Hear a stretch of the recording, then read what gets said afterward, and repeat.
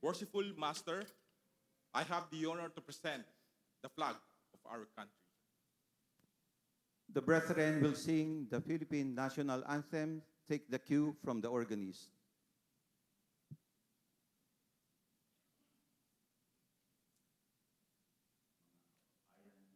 Ang awit ng Pilipinas.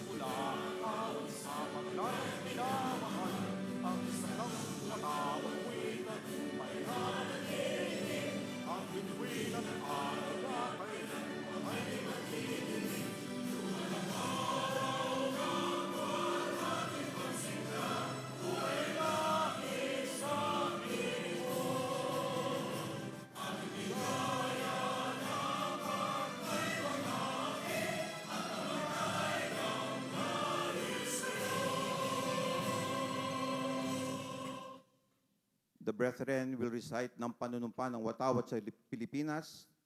Take the cue from the east. Ako'y Pilipino, Ako'y Pilipino, buong katapatan nanunumpa sa watawat ng Pilipinas at sa bansang kanyang sinasagisag na may dangal, katarungan at kalayaan na pinakikilos ng sambayang makadiyos, makatao, makakalikasan at makabansa.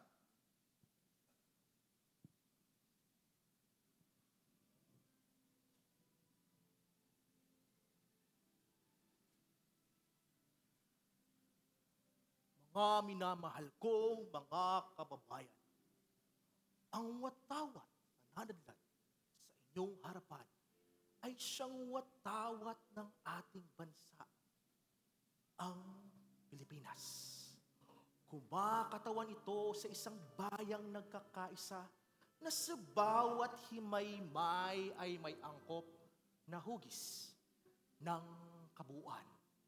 Isang pangheograpikong sakop ng mga lupain na walang kabawasan. Isang republika, demokratiko, malaya, at nagsasarili. Ito ay siyang sagisag ng pambansang kalayaan na nagsasalarawan sa lahat ng kaakit-akit at dinadakila sa buhay ng Pilipino. Hinubog sa matipunong kamay ng panahon at binigyang buhay sa mapagmahal sa kalayaan ng mamamayan at inakay sa mapagpalang diwa sa luklukan ng mga bansa. Naging pamalagi ang palatandaan nito ng ating pagmamana at nabubuhay sa sagisag ng ating karapatan nang tayo ay isilang. Ang kaluluwa nito'y mabubuhay hanggang sa wakas ng panahon at ang kanyang matatayog na adhika ay matatapos lamang kapag ang mga bansa at mga lahi ay magmaliw ng ganap. Ang araw ay nangangahulugan ng kawalang hanggang buhay ng ating bansa at sa gisag ng pamalagi ang liwanag na pumapatnubay sa kapalaran ng ating lahi. At ang 8 silahis ay siyang kumakatawan sa unang lalawigang nagsakasama-sama. Tinutukoy ng 3 bituin ang 3 malaking puok, ang Luzon, Visayas at Mindanao na inahandog sa atin ng ating kalikasan ayon sa kalooban ng buong may kapal. Ang puting tatsulok ay nagsasaad ng mapayapa at magiliw na hangarin, gayon din ang katapatan at kawagasan ng ating mga gawain ng 3 simulain ng masonerya: pagmamahal kapatid, pagsuklolot katotohanan, at ng mga banal na panuntunan ng pananalig, pag-asa at pag-ibig.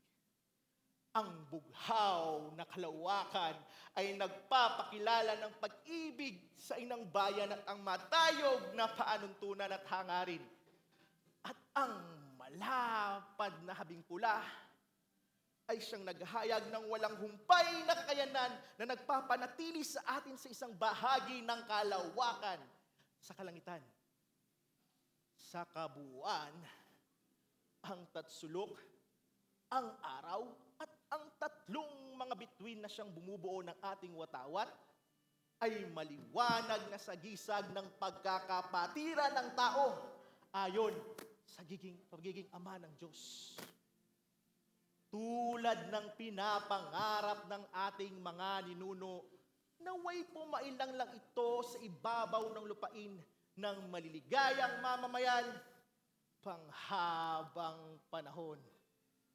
Hayan ang ating watawat, umawagayway, isang sagisag ng pambihirang ganda at makabayang kabuluhan.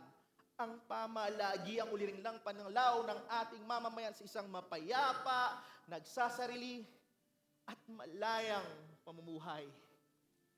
Magpugay kayo rito, sapagkat ito ang kabuong ganap ng kaligayahan ng ating mga ninuno sa mga siglong nagdaan.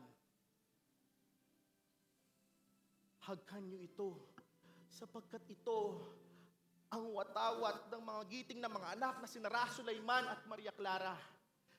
Damhin ninyo ito sa inyong mga dibdib sapagkat ito ang banal ng watawat na minumutya nating Pilipinas.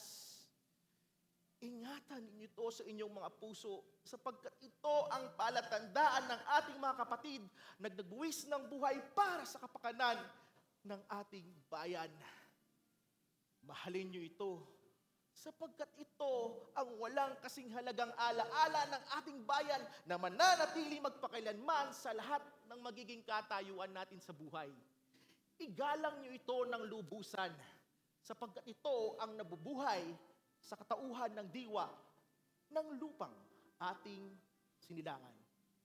Pintuhin niyo ito sapagkat ito ang banal na tibalbal na siyang pinantakip sa mga duguan at luray-luray na katawan ng mga kawal ng mga matay. Magpala at ialay sa puong may kapal, sapagkat ito ang bunga ng pagpapakasakit ng mga bayaning namamayapa na, at magtiwala sa makapangyarihang Diyos at makataong katarungan upang ito'y mapamalaging sa inyo, sa inyong mga anak, at iaanak pa ng iyong mga anak, luwalhatiin at lalo pang higit na pagpalain.